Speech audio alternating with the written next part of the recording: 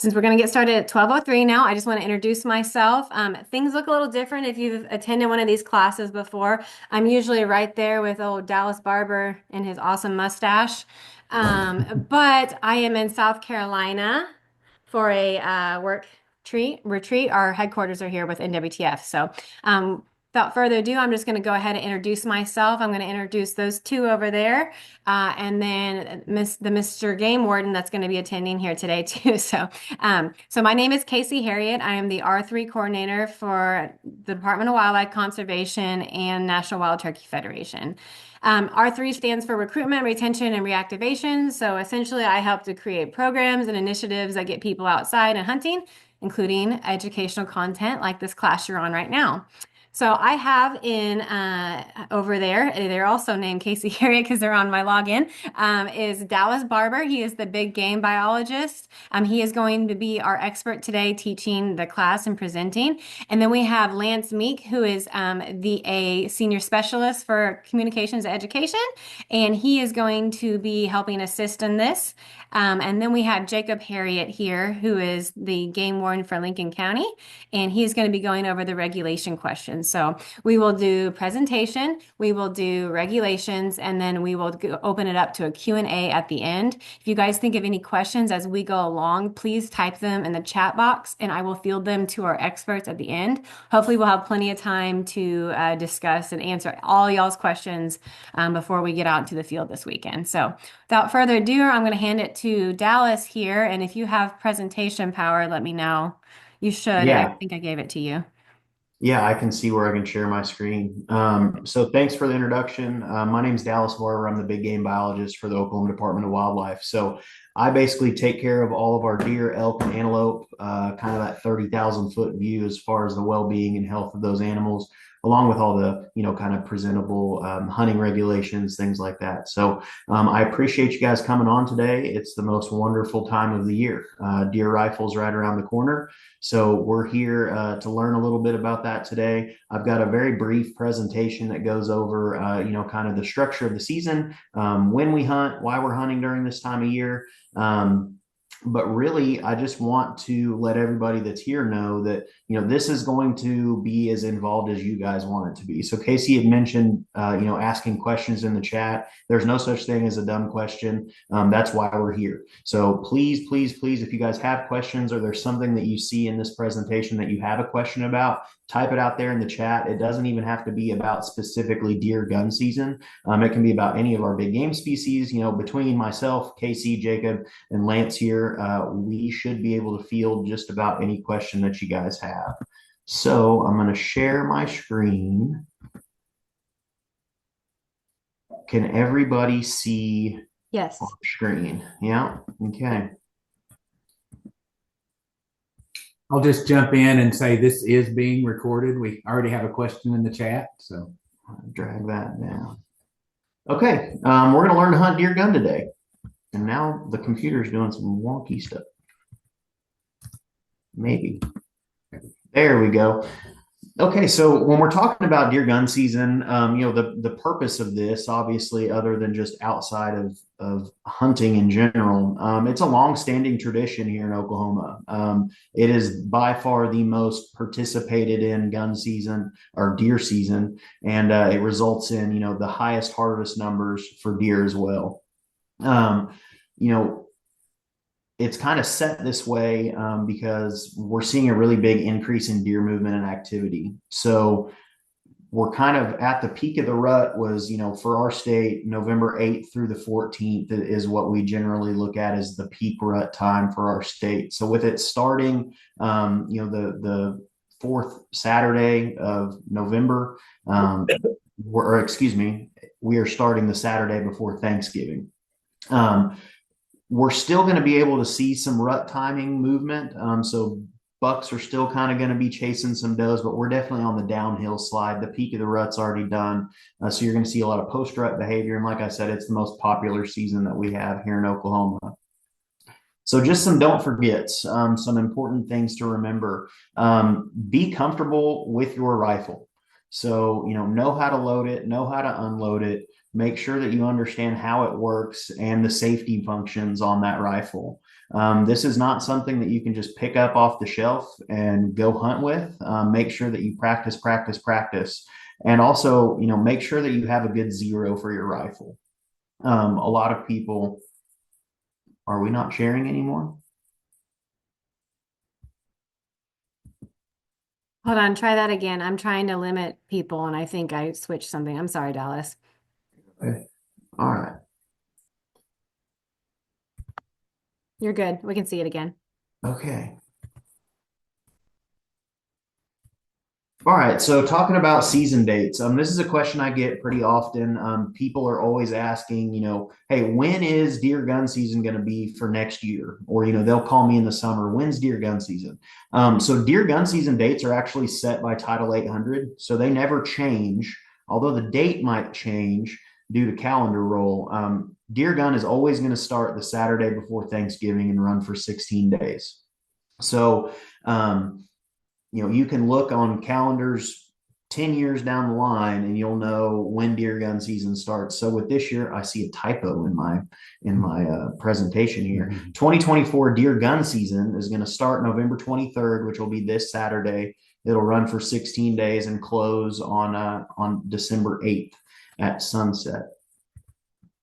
So when we talk about deer gun, what all can you hunt with during deer gun season? Obviously, there's a lot of options here. You have rifles, shotguns, handguns, even muzzle loaders qualify as a legal means of take. You can also hunt with archery equipment during this time of year. But center fire rifles have to fire at least a 55 grain soft nose or hollow point bullet, and there is no magazine restriction. So that's something that I get a lot of questions on. That used to be a rule that we had, limiting the number of rounds that you could have in your magazine. That's no longer the case. So no longer are there any sort of magazine restrictions. Shotguns are a legal means of take, and that's any center fire shotgun that's firing a single slug.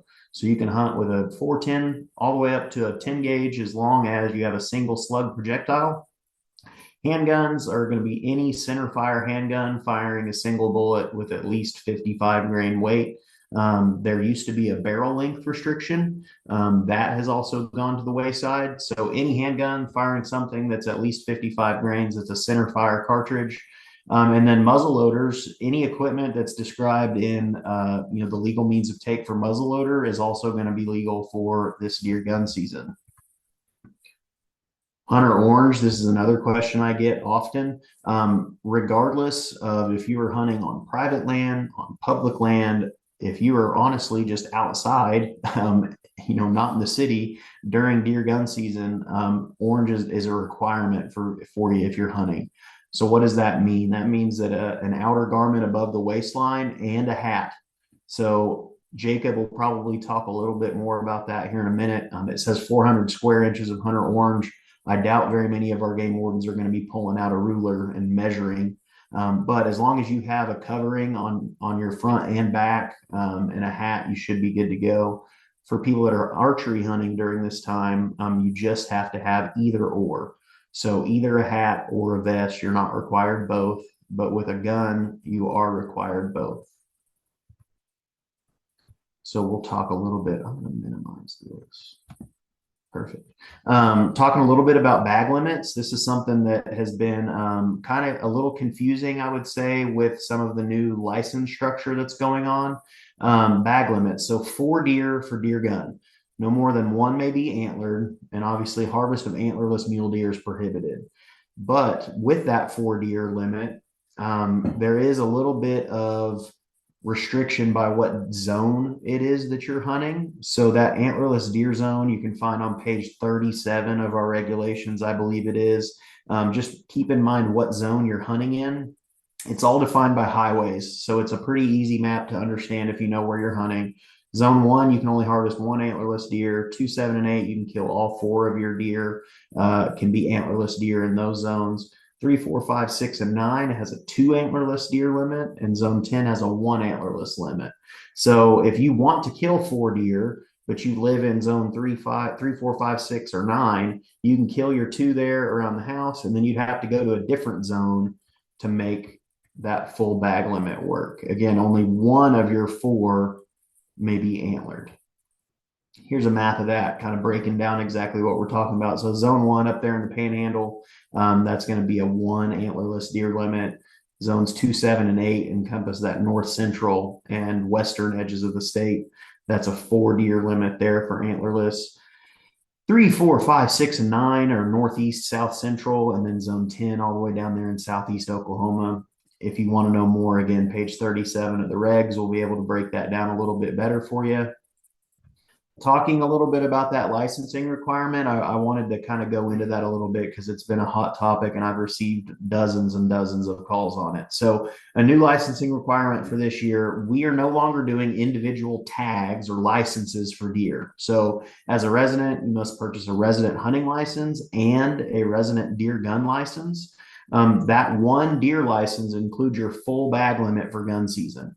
So, when you buy that $136 license, that is good for 4 deer, as long as you are not exceeding your 6 deer combined season limit. So, you could have killed 2 deer with a muzzleloader or 2 deer with archery equipment coming into this gun season. You would still be able to harvest your 4 with a gun. But just keep in mind that if you are getting close to that seasonal bag limit, you're not allowed to kill 4 deer. You would be able to kill whatever meets that combined season limit. Where to go. So you want to go deer hunting with a rifle, but you don't really know where to go or where to start. There's an awesome option with our website. And I'm just going to walk you guys through kind of how you can find places to hunt. So if you go to hunting and then to hunting resources, scroll down just a little bit and click on deer hunting. This will take you to kind of the homepage for all things deer hunting. Goes over deer regulations, talks about what deer are, talks about some chronic wasting disease information. I'm sure we'll talk a little bit about that later, but this is the section that I really wanted to focus on. So public land deer hunting opportunities with a gun. If you click on that, it'll bring up a list of all the WMAs that are open to deer gun season in some way, shape, or form based on what region of the state you're in. So, like, let's say that we want to look at Canton WMA. You can click on Canton, and it'll bring you to the Canton WMA homepage. What I want you to focus on is this area-specific hunting regulations tab. Will let you know individual regulations for that WMA pertaining to every season. So you can see November 23rd and 24th, opening weekend of deer gun season, it's closed to all activities for a controlled deer hunt. So if you're hunting Canton with a rifle, you'd have to wait until Monday, right? So it says right here, seasons with special restrictions, deer gun, were closed for controlled hunts, end quote, opening weekend, and the last 7 days of deer gun season. And it's also closed to antlerless hunting. So you would be able to hunt basically Monday through Sunday of that first week of season, and then it's closed to all antlerless hunting. And all of our WMAs have this same section to where if you decide that's where you want to go hunt, you can click on this area specific hunting regulations tab, and it'll show you exactly what you can and can't do on some of those WMAs. So WMA regulations, again, this is exactly what I was talking about. Be aware that some WMAs are not open at all to deer gun season. So that's a really easy ticket for our game wardens to write if the WMA is closed to gun hunting, and there you are following all the other rules, but the area that you're on is closed to deer season or deer gun season. Some are only open for the first 9 days. Some are open for the full 16. Some of them are closed to antlerless harvest. Some allow antlerless harvest, but only on certain days. So just make sure that you're aware of the regulations that are on the areas that you're hunting. So just to talk a little bit about kind of some tips and tactics here, obviously cooler temperatures are a heck of a lot more comfortable to hunt in. So it's a great time to be out in the woods. The weather report is looking pretty good. This opening weekend's a little bit warm, but it seems like we're going to get a pretty good cold front here around Thanksgiving. That's just going to have, conditions being even better. Like I said, we're really getting into some post-rut activity. So the bulk of the rut is past. There still may be some rutting activity that'll be observed be it to a little bit more does on the landscape, can kind of prolong that rut period. Ag crops are becoming a major food source. So during muzzleloader season, we were still so dry that a lot of our wheat crop hadn't come up yet across most of the state. With the rain that we did get over the last couple weeks, all of that wheat that was planted is really starting to grow and starting to really become a major player in tactics for hunting. Focusing on travel corridors between bedding and food sources. So if one spot is a really thick, gnarly place, probably a lot of deer bedding in there, and just a couple 100 yards or a half a mile or even a mile away is a big ag field. You can kind of use those point A and point B to put yourself in between those two areas to find some success. So food sources right now, again, there's still quite a bit of hardmast or acorns on the landscape. So those oak flats can still be pretty productive, pretty prolific production from our oak trees this year. So that's definitely something to keep in mind if you hunt in an area that has a lot of oak trees around. Those acorns are still going to be playing a role. Like I had said, agriculture is starting to really kind of hold its own in regards to a food source. Most natural browse has been pretty much depleted. We haven't quite had like a hard frost enough to get rid of a lot of it, but it's really starting. The further we go into rifle season, the less of a role that natural browse will play. However, with some of the rainfall, some of those cool season forbs and cool season grasses are going to start becoming more available. So it's kind of a delicate balance that you have to play. And again, the wind, just because ranges are extended with this gun season, you still need to pay attention to what direction the wind is blowing. A deer's nose is its best defense against predators. So more times than not, a deer is going to work into an area that they want to be in from downwind of that area. So as long as you can stay downwind of those suspected travel routes, you should be in pretty good shape. And again, just shot placement is going to be your normal shot placement that you've seen in hunter education classes, that you've practiced all growing up, or however it is that you've learned this. But just tucking that crosshair right behind the shoulder, really aiming for those vital organs, being the heart, lungs, and liver, is always a good shot placement. We really want to focus on that deer being broadside to us as opposed to facing us straight on or quartering away or quartering to. Just be patient. That deer will cooperate at some point in time. So that's really all that I have for you guys in regards to a presentation. But I would love to pitch it on over to Jacob Harriet, who, like Casey had mentioned, is our Lincoln County Game Warden. He's a wealth of knowledge when it comes to regulations. If he is here, I'll pitch it over to him. I'm ready, I think. Can everybody hear me all right? Yes. All right. So just to get started, I wanted to give you guys a little bit of homework. So in our regulations on online, there is the Oklahoma Game Warden Directory. You're going to be out there in the woods. You're going to probably see some stuff that shouldn't be going on or have some questions that you don't know beforehand. Find what county you're in, find the game warden's number for that county, and save it in your phone. If not, shoot them a text or give them a call. We're here to help you. We are super busy this time of year. But we're here to help. So if you got something, you got questions, let me know. I know my phone has been ringing off the hook, and that's a good thing. I'd rather you call me beforehand than me get you in trouble in the field. But after that, we need to look at our licensing. So the licensing changed a lot this year.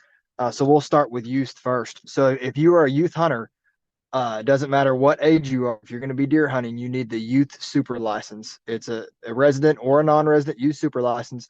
That's going to cover any deer that you can harvest legally in the state of Oklahoma. You don't have to buy a separate deer license. You don't have to buy an annual hunting license. That youth super license is going to cover everything for anyone under 18. Once we get to the 18-year-olds and older, you're considered an adult. You're going to need an annual hunting license, and you're going to need a method of take license. So now for deer gun season, you'll have your general annual hunting license, and then you'll have your resident deer gun license or your non-resident deer gun license. That will cover all the deer valid to harvest during that season. Dallas did a really good job describing that. In my zone, we're in a 2 does or 2 antlerless and 1 antlered zone. So make sure you're aware of that. For non-residents, same deal. You're going to need a non-resident hunting license. Getting another phone call. Just a second, guys. Sorry, I've had 3 calls since it started.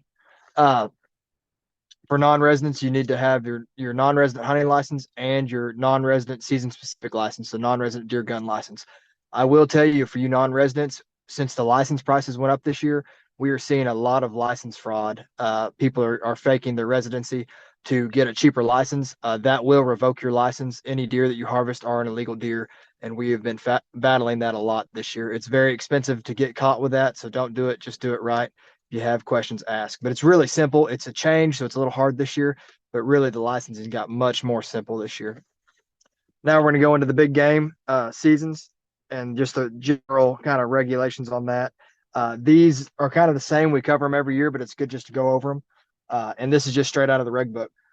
So you cannot use computer aided equipment for hunting. So that means you can't have a rifle set up on your phone where you can control the sight picture and shoot off your phone. That is illegal. You can't use a drone to chase animals to you so you can shoot them. Pretty simple. You can't use dogs for the actual taking of animals. So you can't send your dogs out to run a deer and then shoot the deer. You can, however, use dogs for tracking. To use a tracking dog, it has to be leashed. You have to notify the game warden beforehand, and you can't have a method of take while you're doing that dog tracking. So no firearm when you have that dog out there tracking the deer. Final destination, this is just a definition, and it comes into play. So when you harvest a deer, the first thing you're supposed to do is put a field tag on it. A field tag can be anything as long as your name, license number, time, and date of harvest. I'm cheap. I use duct tape and a Sharpie. They make nice little tags that you can buy with your information printed on it. But that's supposed to be the first thing you do when you harvest an animal. That's claiming that animal is your deer. After that, you have 24 hours to check that deer in. Then you want to make sure you get your confirmation number. That confirmation number needs to stay with that deer until you get to its place of final destination, which is the place of consumption. So for me, that would be my house. So once that deer's to my house, I don't have to have that number on it. But if I'm driving it from my house to my buddy's house, if we're going to process it over there, it needs to have that number on it. If you're going to the processor, it needs to have the number on it. If it's coming back from the processor, that cooler needs to have the number on it. That just shows us as the wardens that it's a legal deer. We have had a ton of people trying to cheat that system this year.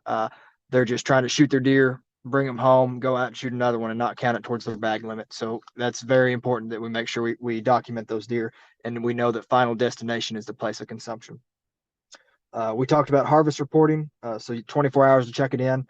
You cannot headlight or spotlight for wildlife. So even if you do not have a gun in the car, if you're on the county road and you say, hey, there's some deer in the field, and you use your headlights to drive abnormal to normal to shine out in that field, or you get a flashlight out and shine it, or use night vision or thermal equipment to look in those fields, that is illegal. You cannot do that at all. Even if you don't have a gun, you can't harass wildlife. So if you're harassing wildlife, that's illegal. You can get your equipment seized and taken away. The nuisance control for coyotes and hogs, that is all not able to be done during the firearm season. If you're a landowner and you have a farm enterprise and you're losing money really bad, call your local game warden. We can give a written permit for that during deer season, but we try to prefer not to do that during deer gun season. Even if you're just hunting during deer gun season, if you have anything larger than a 22, you have to have a filled or unfilled license. So we run into this a lot. I'll be out checking hunters. A guy's got rattling antlers in his bag. He comes out with a rifle and he says, oh, I'm just hunting pigs. Well, if you don't have a filled or unfilled deer license, it doesn't matter. You're going to get a ticket for hunting without a license. And that's part of our laws. Everybody's hunting pigs, it seems like. Nobody wants to hunt deer, even though they got deer antlers in their back. But you cannot use your vehicle to hunt from. So you can't drive up and down the road. You can't drive through your pasture, jump up deer and shoot them. You can't use that to aid in your hunt in any way. Make sure you have landowner permission. I say this on all these classes, but really trespassing is probably my number one call. I don't know how many of hundreds of trespassing cases I've already done this year, and I'll have hundreds and hundreds more. It's crazy. If you don't have permission to be on the property, don't go on it. If you're not sure if you have permission to be on it, don't go on it. Make sure you have that in stone. That's a very hefty ticket. If you ever get caught doing it twice, you lose your hunting privileges. You don't want that. Carrying of a firearm. So during gun season, of course, we can carry our rifle to hunt with. That's no problem. Possession of wildlife. If you are in possession of wildlife, you need to have documentation on where it comes from. So say you find a roadkill deer on the side of the road. By all means, I would love for you to take that meat home and use it. Or if you know a needy family that needs that meat, I would love to get that to them. But we have to document that. If it's a buck, we will give a carcass tag out. It's just a non-legal tag. Doesn't count towards your season limits at all. It just documents that, hey, Joe Don has permission to have this deer, and it's all legal that way. Same if you find a head out in the woods. If you find a deer skull out in the woods, you need to call and get a tag for that deer. Every dirtbag poacher I run into has a big old stack of deer, and I guess they're just real lucky because I find them all on the side of the road. That they're poaching them and then they're trying not to claim them. But due to our laws, that protects us on that. It doesn't matter. I don't have to prove that they shot those deer. If they're in possession of it and they don't have a tag, we can charge them with that. So make sure if you guys find that stuff, just call us and give us a tag. Super easy process. Selling a wildlife, you can't sell or barter any sort of wildlife. So if I got a lady that says, yeah, you can hunt out here, but you have to give me some deer meat. Technically, you're not supposed to do that because you're bartering with that deer meat. So we're not trying to make a profit off deer. We're trying to feed our families and have some recreational time. Protected species. Don't be out there shooting blue herons and hawks. Try to avoid that from me. You can't shoot from or across the public roadway. So if you're driving into your hunting spot, you park your truck, there's a deer on the other side of the road. You cannot shoot from that road and you cannot shoot across that road. So be careful with that. That's just a safety issue. Suppressors are 100% legal. If you have a suppressor, you need to make sure that you have your tax stamp with you on your person. So usually I'm all for them. I hunt with a suppressor. If you have one, just make sure that you can show me that you acquired that legally. I've been running into a lot of these homemade suppressors. If you got a homemade suppressor, your equipment's getting seized. So don't do that. Taking a wildlife, this is pretty generic, but basically can't use baited hooks, cages, pitfalls, drug, poison, narcotics, explosives, yada, yada, yada. Be smart, common sense. We got a rifle. Make a good shot with your rifle. You'll be in good shape. Can't use fire. And then wanton waste. So wanton waste is when you kill an animal and you don't utilize that meat. I fully understand there's going to be times we make a poor shot.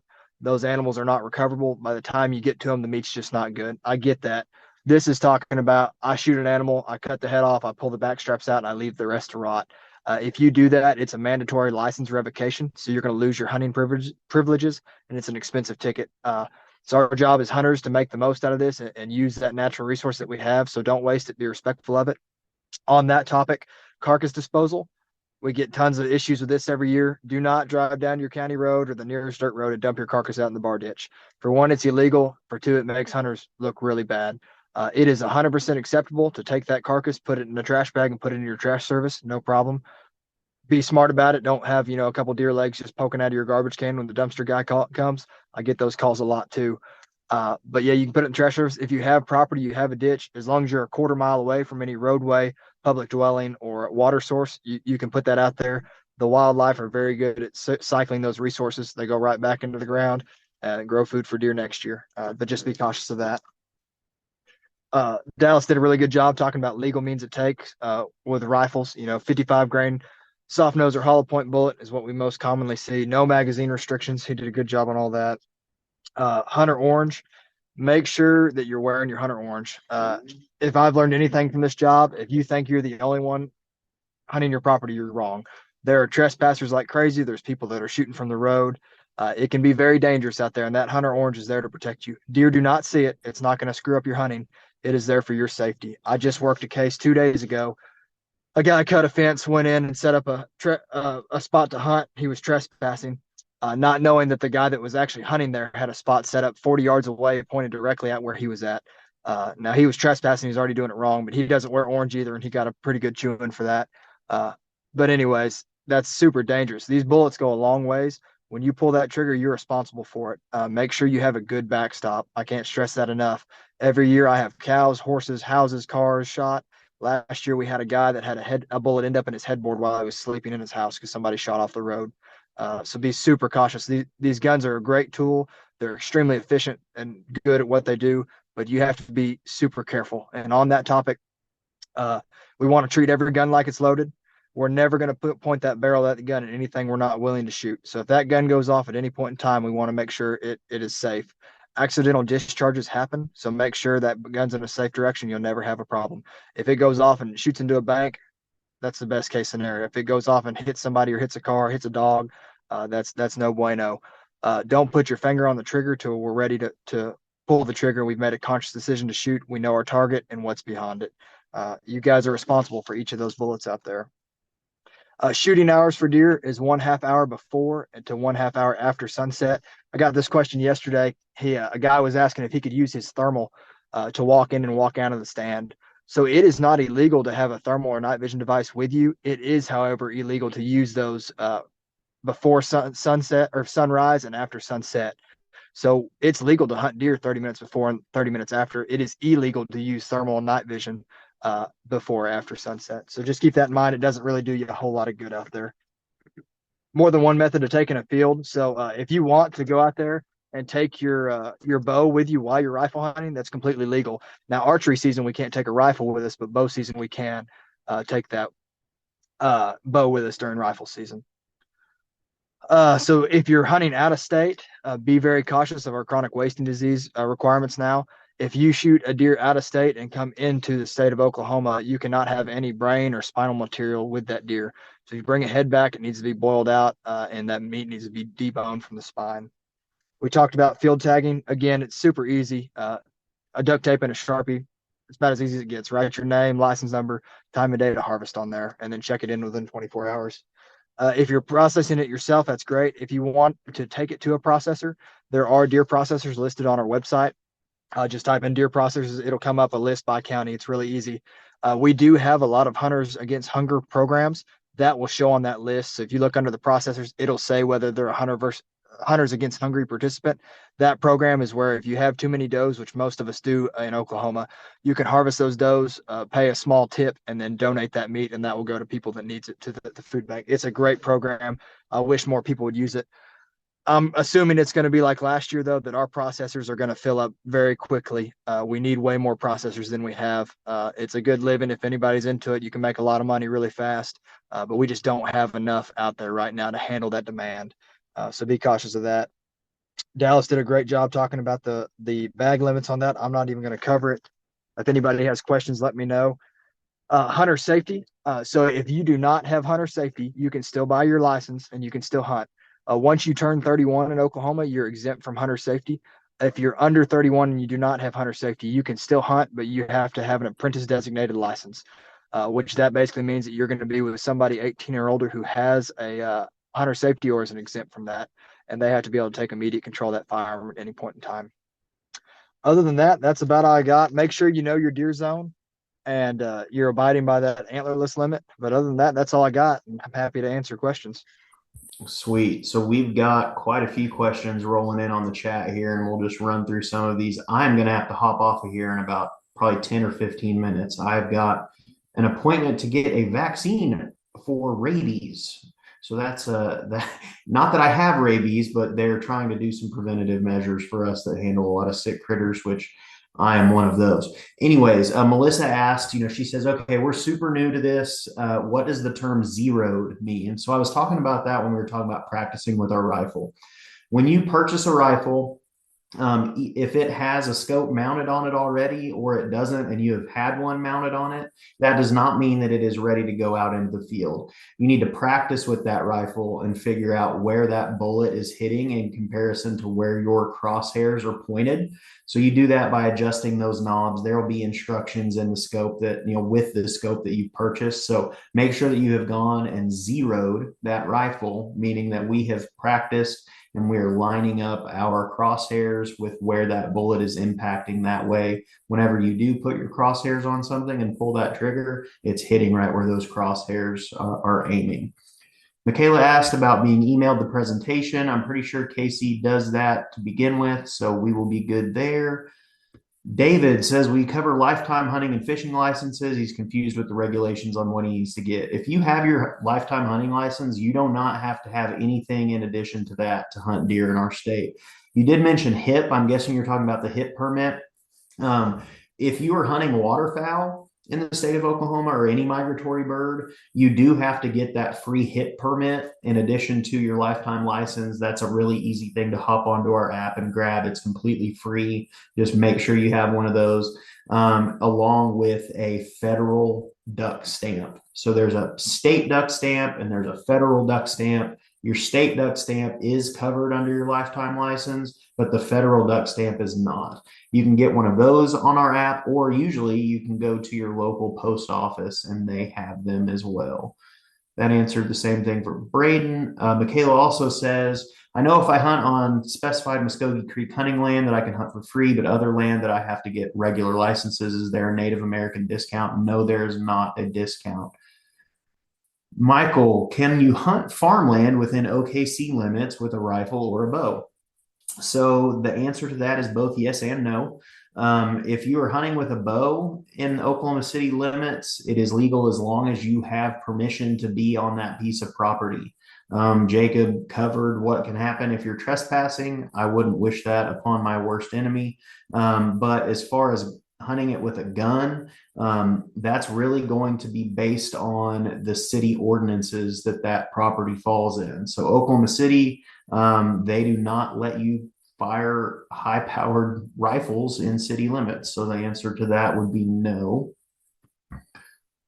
Jody says, what are signs of CWD in a deer? Do we need to worry about this in Oklahoma or check our deer for signs of it? So, this is a topic that we should probably have a learn to on all by itself, but I will cover briefly what we can talk about here in the short amount of time that we have. The most difficult part about chronic wasting disease is those signs and symptoms that they exhibit. They don't exhibit those until late stages of that disease. So deer can look like a deer, act like a deer, you don't think anything's wrong with it at all, and it can test positive for chronic wasting disease. But those clinical signs that you're looking for, first of all, are going to be, extreme emaciation. So really, really, really skinny.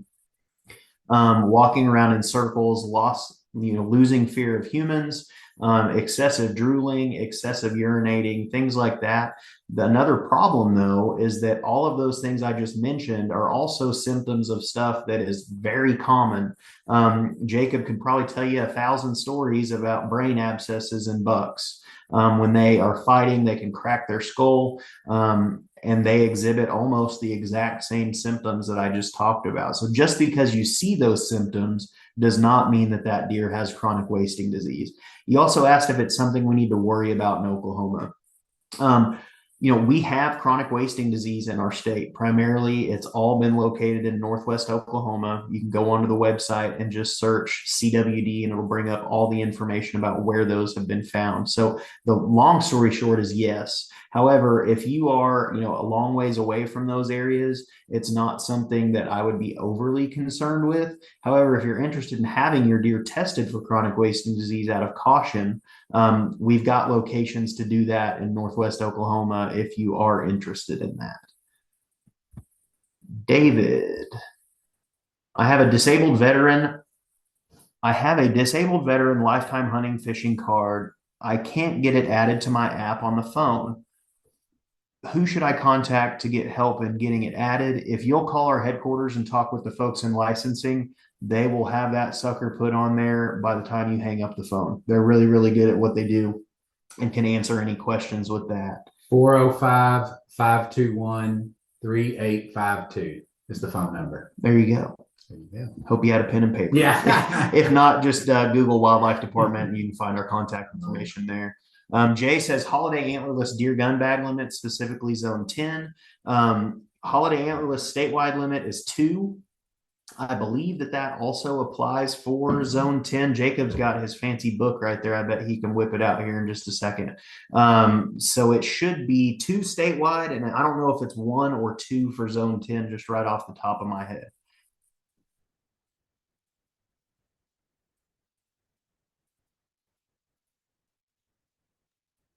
Was it 1 or 10? He said zone 10.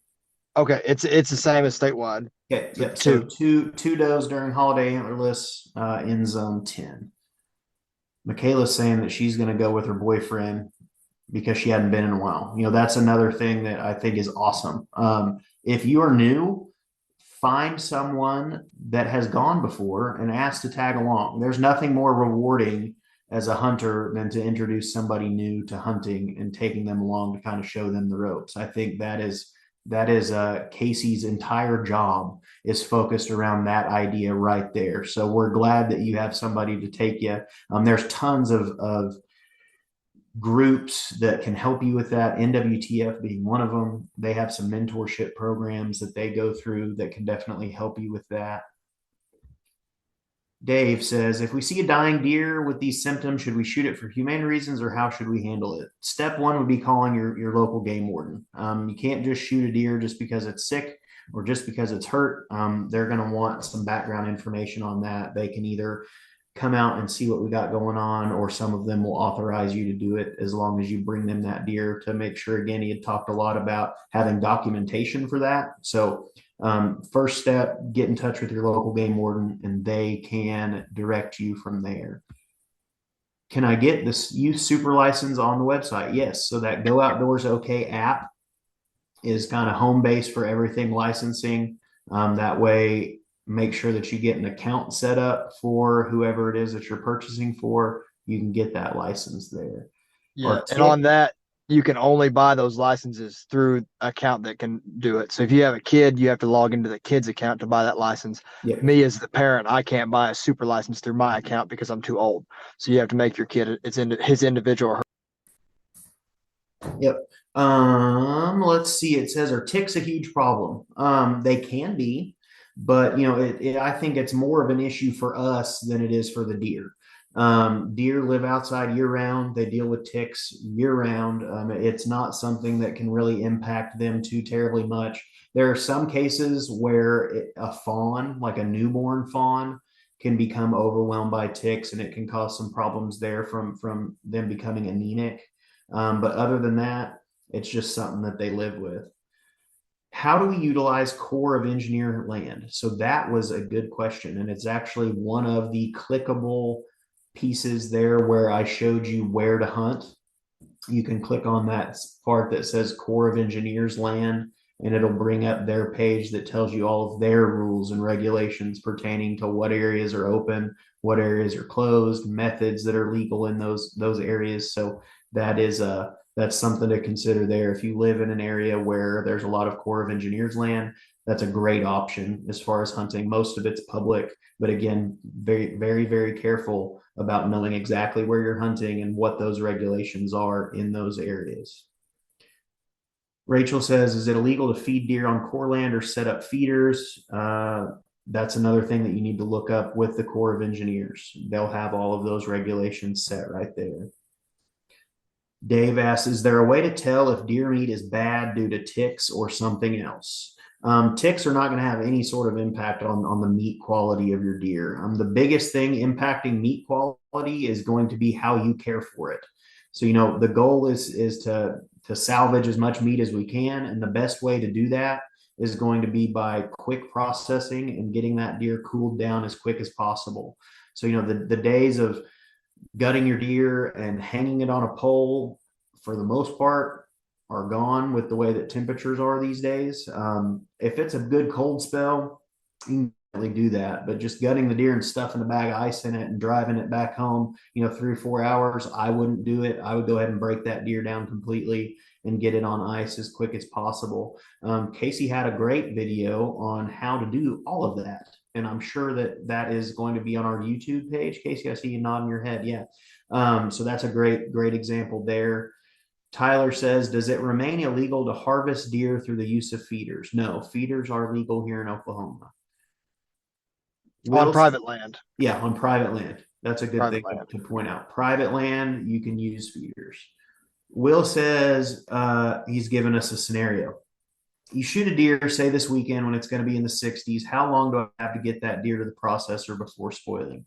There are so many factors that come into that I'm not going to give you a time frame. Your goal should be to get it to that processor as quick as possible, and preferably gutted. Do not leave those guts in that deer.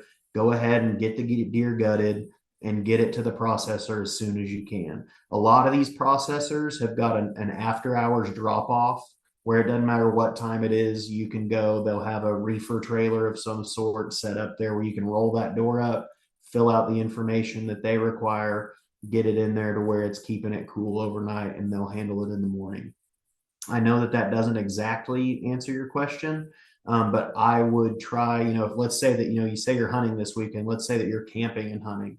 I would bring a big enough ice chest to go ahead and quarter that deer up, get your back straps, tenderloins, all the scrap meat that you want, and get it on ice. That's going to prolong the life of that meat to be able to continue hunting throughout the weekend, or wait for the rest of your party to be done hunting and then get your meat to the processor. There's nothing wrong or nothing against the rules with bringing, already quartered deer to the processor, as long as you keep that documentation with it that Jacob covered, as far as it being, going to its quote unquote final destination.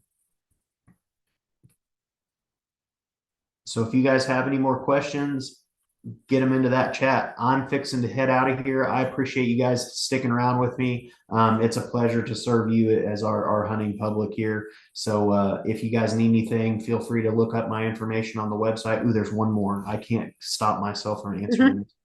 In regards to gutting on public land, where's the best place to leave the guts? So yeah, there's nothing wrong with gutting that deer on public land. The one thing that it's not obviously what Jacob covered as far as disposing of things properly applies here as well. It's really just be mindful. If you harvest a deer out in the middle of one of the food plots that are on our WMAs, gut that deer and take the guts off to where other hunters don't have to look at that.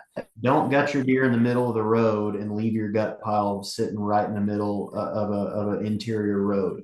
That biologist is going to have to drive by or have to drive around or even drive over to get where they're going. So just be mindful about it. Pitch it off in the woods, pitch it somewhere where it's not going to be seen without really having to look for it. But other than that, guys, Casey, Lance, and Jacob, they'll handle anything else you guys have. I appreciate it. Thank you so much. Thank you, Dallas, for your time. I appreciate you fielding a lot of these questions. We'll take it from here. Good luck with your rabies.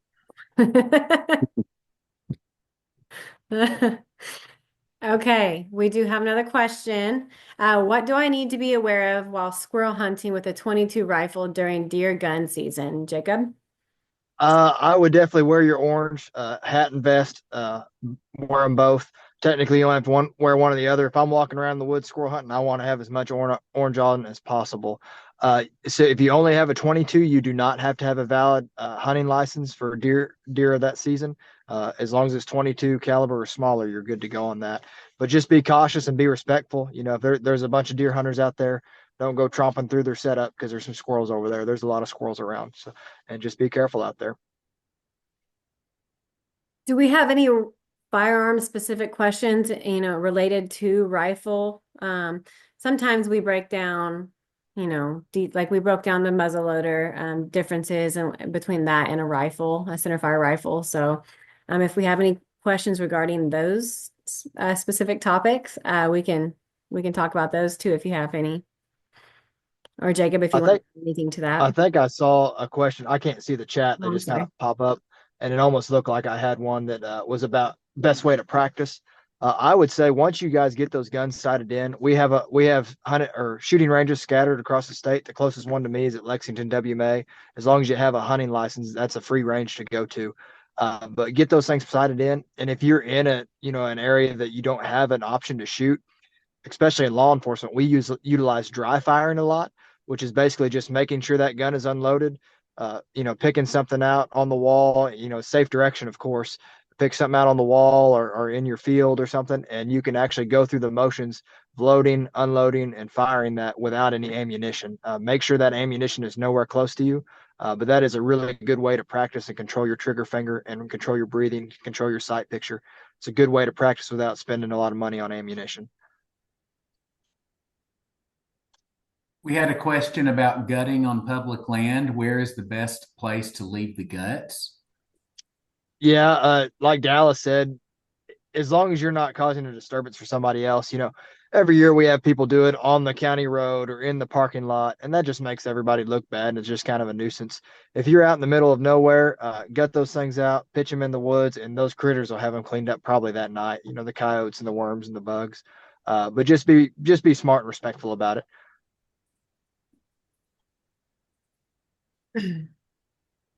I don't know if you guys saw, but I did put the link to that core public land in the chat. So that can take you right to that for whoever was asking about the core land.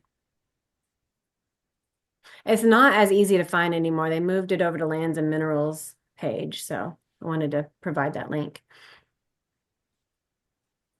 And if you guys are hunting core land and stuff like that, there will be a game warden for that county, and he will know that information. I know nothing about hunting on core land. I don't have any core land anywhere close to me.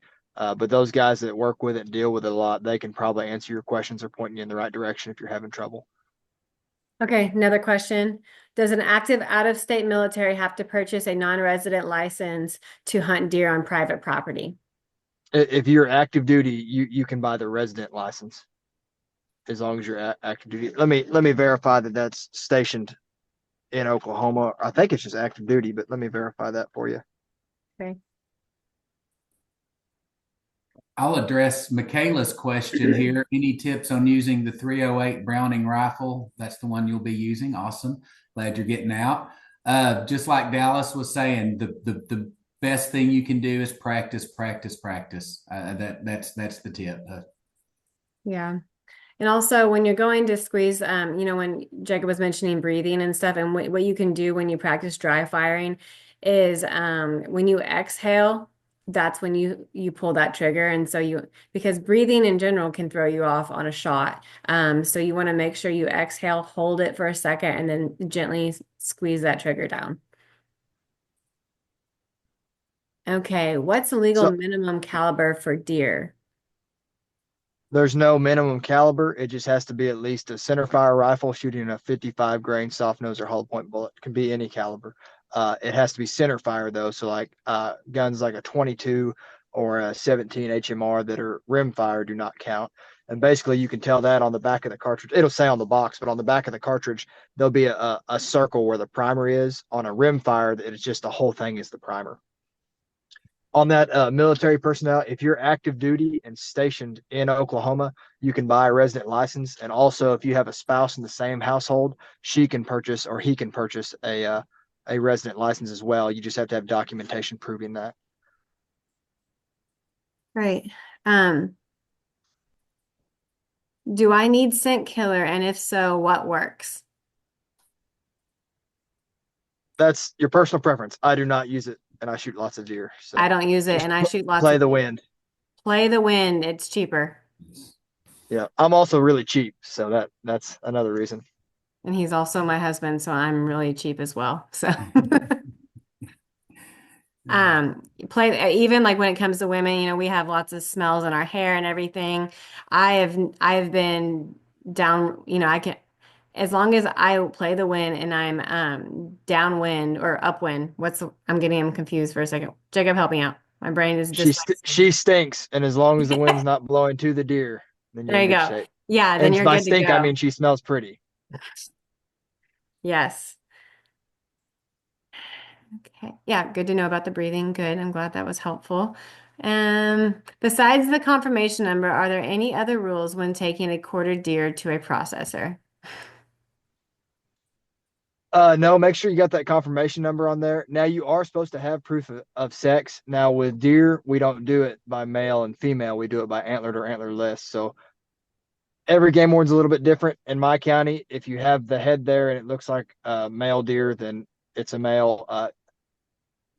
Unless you're a really big outlaw, I'm not going to say anything. If you just have a picture and you say, "Hey, yeah, I shot this doe. I checked it in. There's no head there," but you have a picture of a doe you just shot that matches the time frame, I'm not going to have any issue with that. But it is good to have that proof of sex, and that's just kind of game warden dependent on how they want to do with that. I know in Southeast Oklahoma they have a lot harder time with that. People are trying to cheat that, so they're a little more strict on it. But I don't really have much of a problem here. If they shoot a buck, they're going to want to keep the head. If they shoot a doe, then the head's usually left in the field.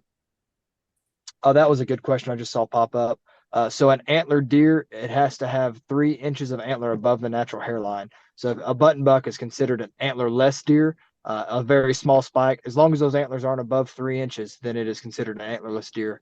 Now, that being said, we would much rather have people harvest does than bucks. Just for population control, we have a lot of does and we don't have as many bucks. So we'd rather, if you're shooting extra deer for meat, we'd prefer that to be does. So be cautious of that. Good set of binoculars or a good rifle scope, you can ID that is a buck or a doe is beneficial. It's completely legal to shoot little bucks and button bucks, and if that's what makes you happy, go for it. But if you're just trying to get some meat, try to pick out those does. I've got a question. Would you consider straight wall cartridge rifles a safer alternative on public lands? Yes and no. They're probably a little bit safer. And what he's talking about, the neck down cartridges usually have a higher velocity and they just go further. So a lot of states have gone to straight wall cartridges, which just don't have that velocity. It's usually a bigger, slower bullet. Both of which are fine in Oklahoma. It doesn't really matter. If you're really concerned about that, then yeah, you can use them. But I wouldn't make my caliper selection based off that concern. And as far as safety goes, I wouldn't, the number one thing to do is identify your target and know what's on the other side of it and control the direction of your muzzle. So I wouldn't, yeah, I'm with Jacob. I wouldn't limit myself to a certain type of cartridge because of safety. Yeah. That was my fifth call of this meeting. Oh, you. Well, I do want to mention a few more things, or at least one more thing when we talk about public land and safety. Public lands are they're utilized for rifle pretty heavily when the ones that have rifle options. So my suggestion to you guys is always make sure you wear your orange. I mean that's a rule. But then if you're ever concerned with running into people, if you go to a parking lot and there's already full parking lot full of cars, we have multiple spots on our properties that you can go to. So kind of just take that as a sign like that's probably a little too busy. Let's go to the next one. And when you're out hunting public land, I always like to have plan A, B, C, and even D. And you can use those. The way you can kind of get those plans is you can always preseason scout, but you can look at aerials to kind of get an idea. But the farther you go into public land and the little bit more legwork that you're willing to put into public land, the more rewarding it's going to be. As in, like you might get to some areas that haven't seen people in a pretty long time because the majority of public land hunters and that's not saying anything bad, but they won't hunt 75 or farther than 100 yards off the road or the parking lot a lot of times. And so if you just put a little bit more legwork and get into it, you can get to some pretty good spots that may have not ever seen much traffic. So that's kind of my advice to you. And just have those, if someone's already in your spot, go to your plan B, your C, and your D. Yeah, I agree, Casey. And there's a lot of other good reasons to have multiple spots as far as, maybe one isn't great if the wind's coming from the Mhm. wrong direction, or maybe in the morning the sun's right in your eyes or stuff like that. Exactly. How can we advocate for getting trail cameras off public lands? I don't like the idea of Joe Bob taking pictures of me. Call your representatives. That's probably your best bet. The wildlife department does have a commission meeting that's it's open to the public. You can voice your concerns there as well. Uh, some states have done that. I like trail cameras, but they can get out of hand for sure. Usually they're very easy to see where they're at. So if you're real concerned about getting pictures taken of you, just walk around them. They usually stand out like a sore thumb. Uh, but that would be my recommendations to you. I will say too, just Casey made me think of it. I'm all private land in my county, and bullets do not stop at fence lines. It seems like most people will hunt the fence lines because it's the only place cleared on the property. Be super cautious of that. Don't shoot across the fence. You're responsible for that bullet. If you're right on the fence line and there's a deer right on the fence line and you're shooting that's going onto your neighbor's side, he might be hunting 20, 30 yards away. Hopefully he's wearing his orange and you can see him. But if he's in a ground blind or something like that, you just never know. So be very cautious hunting those fence lines. I recommend everybody get in those woods a little bit better, get some trees in between you and the neighbors. But it is legal to hunt on them, but just safety concern. I'd be a little more cautious about it. Yeah. Okay. Well, we've hit the 1 o'clock mark and we don't have to cut it off here if you guys still have questions. Um, but if we don't have any more rolling in soon, we did mention that this was going to be recorded and posted to our Outdoor Oklahoma YouTube channel. And I put it under Learn to Hunt playlist. We have a whole playlist of all these classes we've had. So it'll say Learn to Hunt Deer Rifle 2024 is what you'll be looking for. And as always, I will send you out a email with the link to this recording, and I will send you a short survey. If you guys could do us a huge favor and fill these surveys out, really gives us a better idea how we're doing and what we can improve on, and if there's any new classes that we could cover. We want your feedback on this stuff. It's very, very valuable to us. And also, I will try to download that presentation and share what Dallas's presentation as well as any of the contact information from the experts we had on here today. Thank you. Anything else? No more questions? And if you do think of a question later after we get off here, you can always email me and I can either get you that answer or find someone that can. So. Yeah. Have you already done a video on deer behavior? Sort of, we touch on that in the archery one quite a bit, and then the muzzleloader too, because it does kind of change between early season and mid and late season, and that's like pre-rut, rutting, and then what the behavior shifting in the winter months or when it gets a little colder after season rut. So, Jacob, did we touch a little bit on what they would be doing? Like, we're rutting right Yeah, now, so yeah, Dallas did a little bit. okay. So I can just summarize a little more. So right now, the peak of the rut is over, which means that the majority of the does have already come into heat, which is a good thing going into rifle season because now those bucks that had all the does they wanted right there close, well, they're going to start trying to find those last few does that are coming into heat. So they're going to be on their feet a lot, traveling a lot. Food sources right now, acorns, it was a great year. Most of the persimmons and your soft masses have pretty much blown off the trees right by now, but they're eating acorns really good.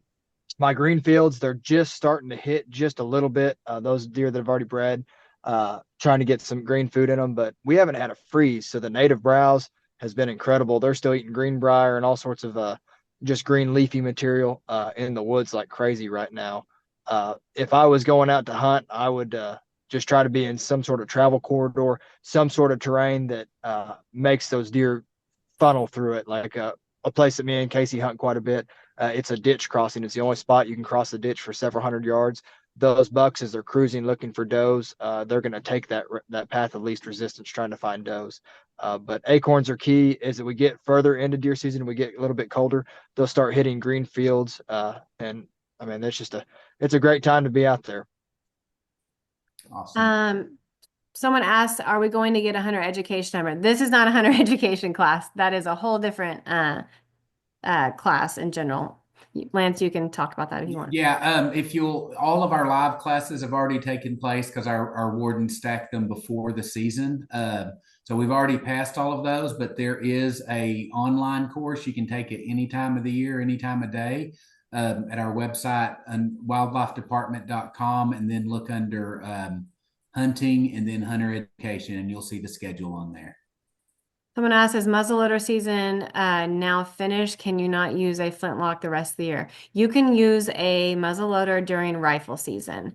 It is a lesser means of take, so you can use a muzzleloader during muzzleloader and rifle, but you cannot use a muzzleloader during archery season, if that makes sense. And you cannot You use can a also rifle during muzzleloader season. Did I you explain? can also use that flintlock during holiday antlerless as Yes, well. yeah, and we have a whole other deer gun season, holiday antlerless season that you can use the rifle or the flintlock on too, as well as a rifle or a bow. You can just make sure you have your orange on. If you're archery hunting during rifle season, you at least need to have an orange hat on. Hat or vest. You don't have to have both. I recommend both though. I do too. Safety, safety, safety. Okay, well, I'm going to wrap it up here. And if you guys have any more questions, shoot me some emails. And good luck out there, guys. Thank you to our experts. Yep. Thank you all. Thanks. Bye.